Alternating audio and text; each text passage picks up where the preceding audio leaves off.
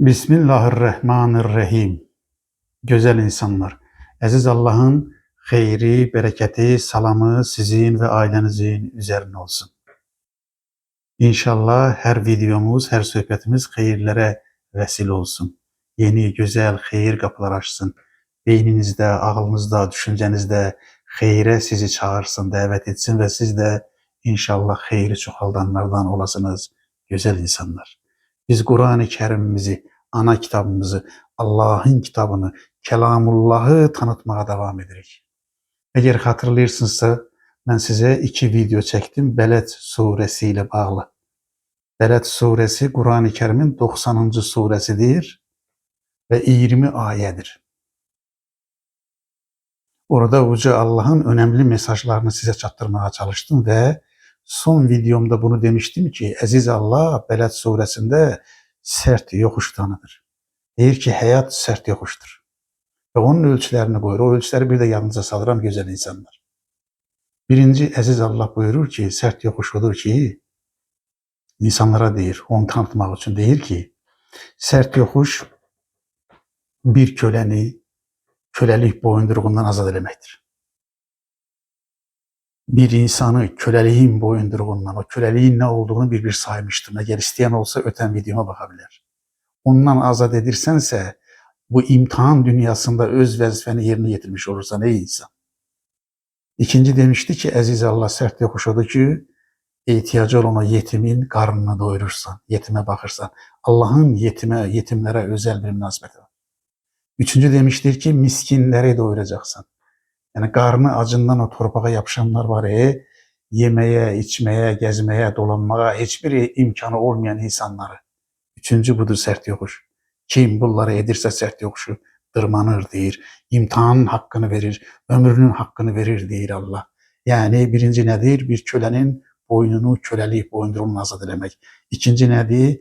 Bir ihtiyaç olan bir yetimi doyurmak.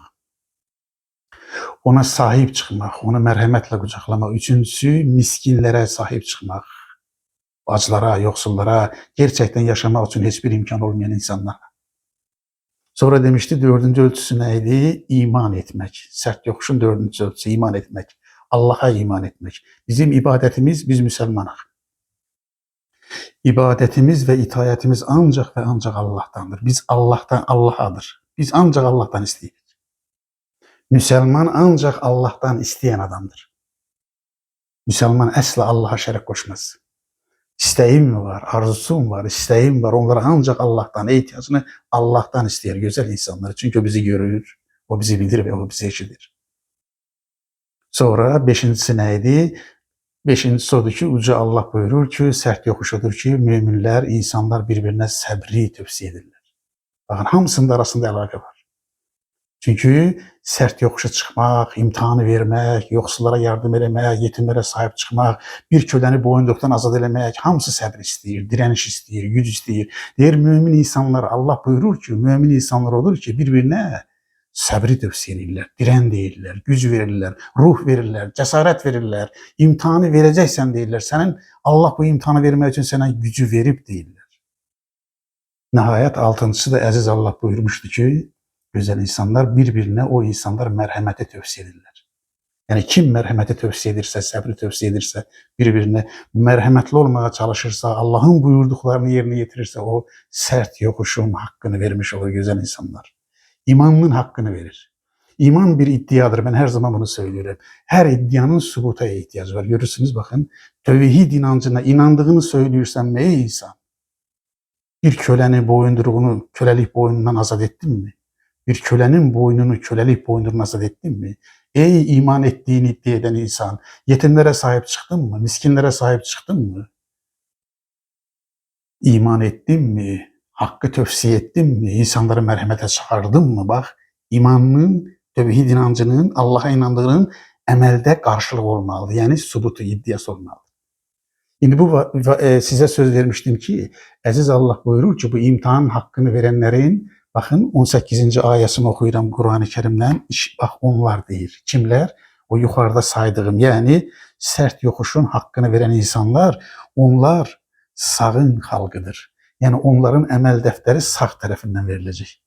Bilirsiniz ki bundan sonra da əməl dəftərləri solundan verilənlər olacaq. Onlara da ayrıca video çəkəcəm inşallah.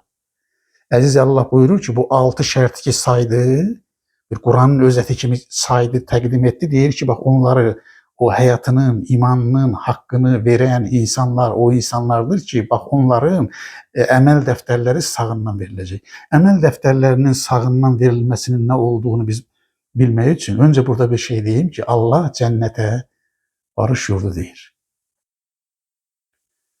Gözəl insanlar, deyirəm ki, əziz Allah cənnətə salam yurdu deyir. Salam barış deməkdir. Amma bir dənə şərt qoyur. Deyir ki, ahirətdə, cənnətdə, o salam yurdunda, o barış yurdunda, o huzur yurdunda sakin olmaq istəyirsənsə, diqqət edin burasına, bu dünyanı, buranı, burada yaşadığınız dünyanı barış yurduna çevirməlisiniz. Diqqət ettiniz mi dediyime? Allah buyurur ki, ey insan, əgər sən o barış yurdunu, o salam yurdunu, o cənnəti, o huzur yurdunu, məkanını istəyirsənsə, onun şərti budur ki, bu dünyada bu yaşadığın məkanı, ölkəni, dünyanı bütövlükdə barış yurduna çevirməlisən. Bu dünyada barışın təsis olunması üçün, xeyrin, bərəkətin, mərhəmətin təsis olması üçün elə işlər görməlisən ki, bu yurt, evin, küçən, məhlən, ölkən, dünyan barış yurduna çevrilmesi için senin de bir emeğin olmalıdır ki Allah da sana ahirette o barış yurdunu, o salam yurdunu verirsin. Ona göre de Allah'ın Resulü ne buyurur? Bu dünya ahiretin tarlasıdır. Yani herkes ektiğini biçecek söylüyor güzel insanlar. Şimdi bu emel defterinin sağdan verilmesi ne demektir? Sağdan verilenler kimlerdir onu bilmek için Kur'an'ın başka bir suresine müracaat ederim. O da İnşikak suresidir. İnşikak suresi Kur'an-ı Kerim'in 84. suresidir ve 25 ayettir. Adını da ilk ayette olan yarılmak sözünden almıştır. Orada Uca Allah buyurur ki, bakın 7. ayesini 7, 8, 9 okuyuram size. Biz ne dedik? Beled suresinde Aziz Allah buyurdu ki, o yukarıdaki şartları, saydığım şartları yerine getirenlerin emel defteri sağından verilecek. Emel defteri sağından verilen kimlerdir ve onlara ne var diye Aziz Allah buyurur ki, kimin, Bismillah, kimin kitabı yani emel defteri sağdan verilerse, bakın, irəlide, yani ondan sonra asan bir hesaba çekilecek. Eğer biz bu dünyada Allah'ın koyduğu şartları, ölçüleri yerine getirsek, Allah'ın vaadinin biri budur ki, ey insanlar, ey müminler, ey ömrünün, hayatının hakkını veren insanlar. Allah size vaat edir ki, ileride hesap günü yani sizin hesabınız asan olacak, yüngül olacak. O hesaptan, o mahşer günü, hesap gününden ki o hesap gününün yegane sahibi Aziz Allah'tır, onun mahkemesinden asan keseceksiniz değil. Sonra ne olacak? 9. ayada buyurur ki, sevinçli bir şekilde cennetteki ailesine dönecektir. Bakın bu cennetteki ailesine dönecek ifadesinin, yani ayesinin de verdiği neyle bağlıdır? Bazı insanlar da böyle sual verirler ki, biz cennette öz sevdiklerimizden bir yerde olacağız mı? Yoksa olmayacak mı? Allah buyurur ki, o emel defteri sağından verilenler cennette öz sevdikleriyle sevdiklerine kavuşturulacak buyurur Aziz Allah. Bak onu da Tur suresinde cevabını tapırıq. Biz her zaman ne deyirik? Kur'an'ı izah edir, açıklayır. Ayeler arasında gücümüz ölçüsünde bağ kurabilsek, Kur'an'ın bize mesajları aynı olacak. Orada Uca Allah buyurur ki, bak Tur suresi hakkında da bir neçə məlumat vermək istəyirəm ki, bizim işimiz hem de Kur'an'ımızı tanıtmaktır. Bu vesileden istifade edilir. Tur suresi Kur'an-ı Kerim'in 52. suresidir. 49 ayettir güzel insanlar. Adını ilk ayede geçen, dağ manasına gelen Et-Tur sözünden almıştır.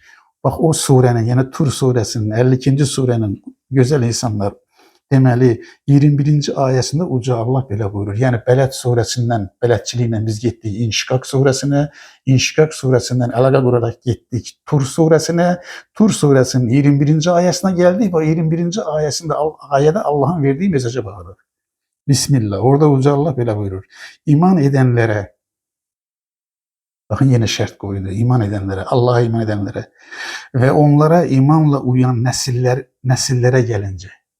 Yani siz isteyirsiniz mi ki sevdiklerinizle ahirette, cennette qovuşasınız, bir yerde olasınız. Aziz Allah deyir ki, sizin de onların da iman etmesi şarttır. İman etmiş qohumlarınızla, atanızla, ananızla, sevdiğiniz insanlarla bir yerde olma imkanını bize tanıdır əziz Allah. İman edenlere ve o imana uyan nesillere gelince dikkat edin burasına. Biz onları cennette nesilleriyle qovuşturacağıq. Kimlərə qovuşturacaq əziz Allah? Əməl dəftərini sağından verilməsi üçün o şərtləri yerinə yetirənləri, əməl dəftəri sağdan verilənləri, o əməl dəftəri sağdan verilənlərin də öz sevdiyi insanlarla ahirətdə, cənnətdə qovuşması üçün hər iki tərəfin iman etməsinin şərt olduğunu söylüyor. Onların etdiklərindən heç bir şey eksiltməyəcəyik. Burada Allah ədalətinə, mərhəmətinə işarə edir. Deyir ki, mən Allah onların, kimlərin, o əməl dəftəri sağdan verilənlərin, iman edənlərin, Allahın buyurduğu kimi yaşayanların bu dünyada, yani bu dünyada etdiklərindən heç bir şeyi eksiltməyəcəyik. Bakın sonra da Kur'an-ı Kerim'in çarpıcı ayelerinden biri gelir ve onu da diyeyim ki bu aya, indi okuyacağım aya Kur'an-ı Kerim'in başka surelerinde var. Mesela Müddessir suresinin 74. surenin 38. ayesinde de aynı aya gelmiştir güzel insanlar. Bak ne buyurur Aziz Allah? Bir vaad verir. Deyir ki benim merhametimden emin ol ey insan.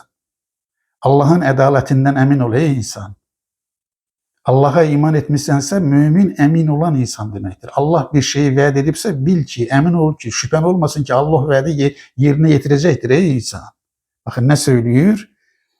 Bu Tur suresinin 21. ayetinin sonunda buyurur ki her insana kazandığının karşılığı vardır.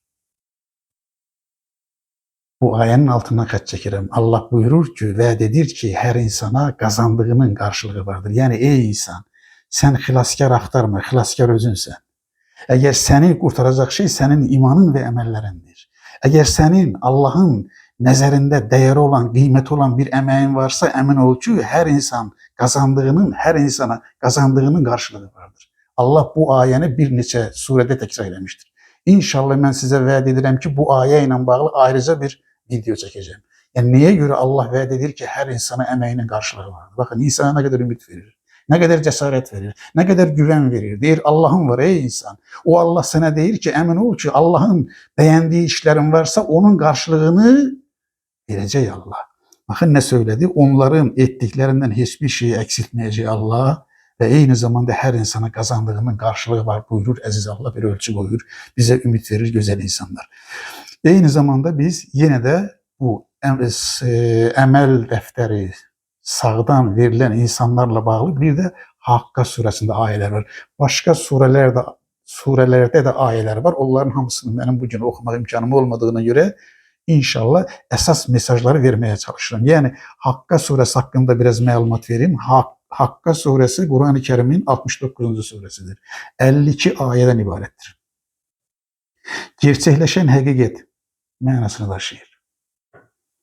Allah öz vədini gerçekleştirecek. Bak orada aziz Allah Kur'an-ı Kerim'in bu Hakka suresinin size okuyacağım ayetleri bunlardı. 19'dan başlayarak bir neçə ayesini okuyacağım güzel insanlar. Orada Uca Allah buyurur ki, kitabı özüne sağından verilen insana gelince, yani kimlerin ki kitabı sağından verilecek, Allah onlara ne var onu söylüyor.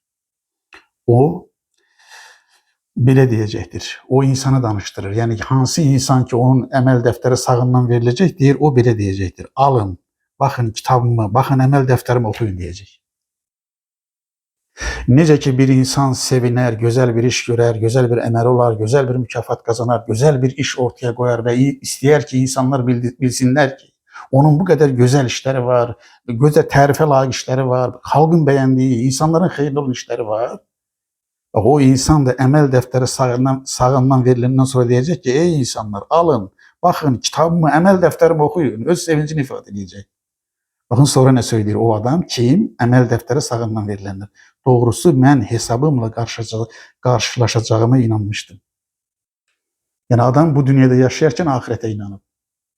Hayat var ey insan, ölüm var ey insan, diriliş var ey insan, ahiret var ey insan, ilahi hesap var ey insan. O hesabın yegane sahibi, mehkemenin, en büyük mehkemenin sahibi, hakimi, tek hakimi, aziz olan Allah'tır ey insan. O seni hesaba çekecek. Ey insan, adam deyir ki ben bu dünyada yaşayarken ahirete, hesaba, Allah'ın beni hesaba çekeceğine inanmıştım. İndi Allah belə buyurur.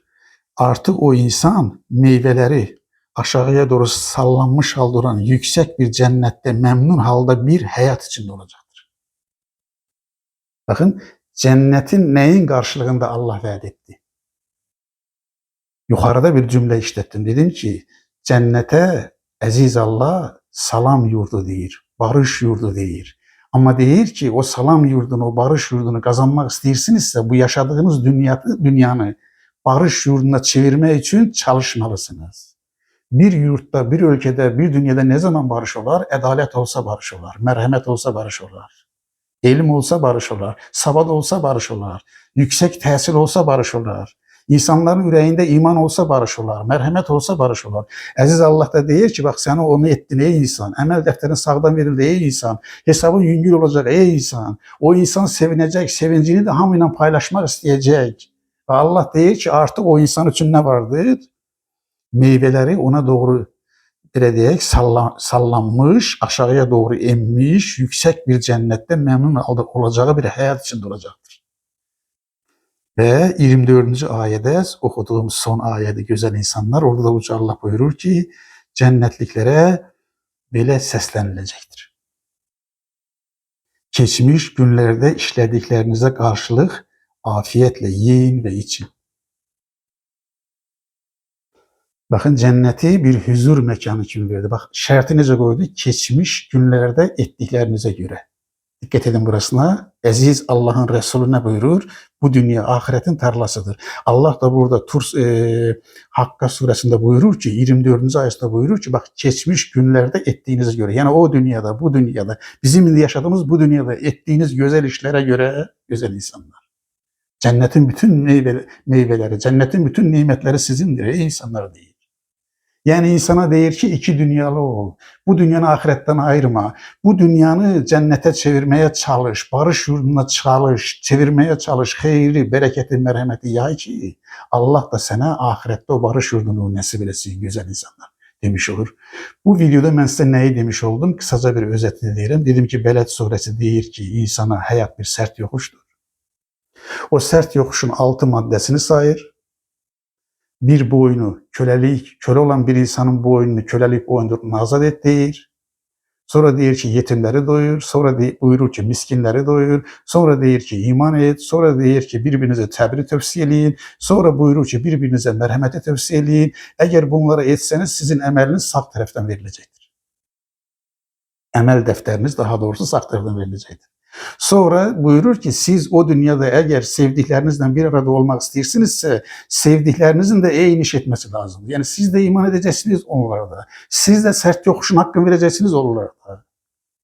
Sonra da ne buyurmuş oldu Allah? Sonra da o emel defteri sağdan verilen insanın sevincini bizden paylaşmış oldu.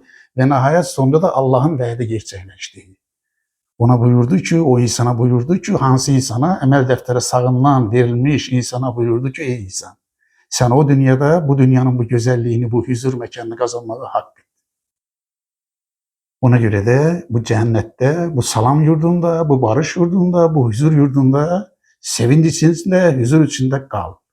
Allah senin ödülünü tam olarak verecek. Ve meşhur bir ayemde burada tekrarlamış olduk. Herkese emeğinin karşılığı vardır güzel insanlar. Çalışak, işleyek, gücümüz çatan her şeyi edek, bu dünyamızı barış yurduna çevirmek için elimizden geleni edek ki, yani adaleti, hayri, bereketi, ilmi, tesiri yayak ki Allah da bize ahiretteki o barış yurdunu nasip etsin güzel insanlar. Deyirəm ki, dua edirəm ki bize Allah emel defteri sağından verilenler zümresine yazsın. Bize ele bir ağıl, ele bir iman, ele bir güç, ele bir salih emeller versin ki biz de emel defteri sağından verilen insanlar, müminler sırasında olan. Güzel insanlar. Beni dinlediğinize göre size teşekkür ederim. Sağ olun, var olun, aziz Allah'ın sonsuz, sınırsız merhametine emanet olun. Güzel insanlar.